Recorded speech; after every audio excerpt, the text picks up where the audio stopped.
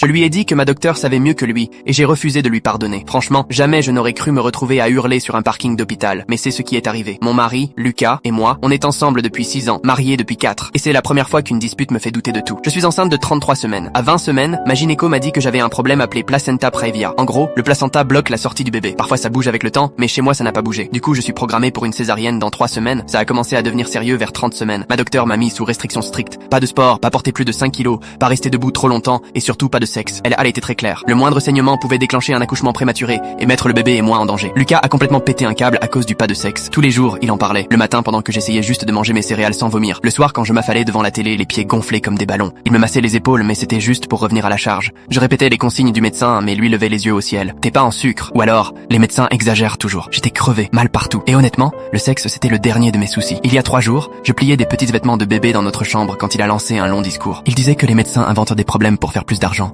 qu'ils poussent aux césariennes pour rien, que ma gynéco exagérait et qu'une fois, ça changerait rien. J'ai essayé d'expliquer encore le risque de saignement, mais il a insisté encore et encore. Et moi, fatigué de me battre tous les jours, j'ai fini par céder. 2 heures plus tard, je vais aux toilettes et là, du sang, beaucoup de sang, rouge vif. J'ai cru que j'étais en train de perdre le bébé. J'ai tremblé, j'ai pleuré, j'étais terrorisé. J'ai appelé la ligne d'urgence du cabinet pendant que Lucas regardait un film d'action débile dans le salon. La docteure m'a dit de filer à l'hôpital direct. Sur la route, j'étais en larmes, persuadé que j'allais accoucher d'un bébé trop petit pour survivre. Lucas essayait de me rassurer, mais il était blanc comme un linge. À l'hôpital, ils m'ont branché à des machines. Le cœur du bébé battait bien, pas de contraction. Le saignement s'est arrêté, mais la gynéco a confirmé que c'était bien causé par le sexe. Elle a fait sortir Lucas et m'a posé plein de questions. Pas pour m'accuser, mais pour comprendre. Quand j'ai avoué, elle a changé de ton. Elle a répété toutes les consignes, puis elle a sorti des brochures, numéro d'aide, ressources sur la pression des partenaires pendant la grossesse. Tout ça. Elle a glissé ça dans mon sac en me disant que ce que j'avais vécu n'était pas normal. Je me suis sentie tellement bête.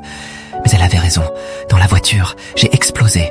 J'ai hurlé que ma docteure savait mieux que lui, qu'il aurait pu tuer notre bébé, et que plus jamais il n'avait le droit de me mettre la pression sur la santé. Il s'est excusé, encore et encore, 3 jours de suite. Et puis il m'a sorti. Tu vas me faire payer combien de temps? Comme s'il y avait une limite au fait d'avoir ignoré des consignes médicales et mis notre enfant en danger juste pour du sexe. Je lui ai dit, au moins jusqu'à la naissance, peut-être plus longtemps.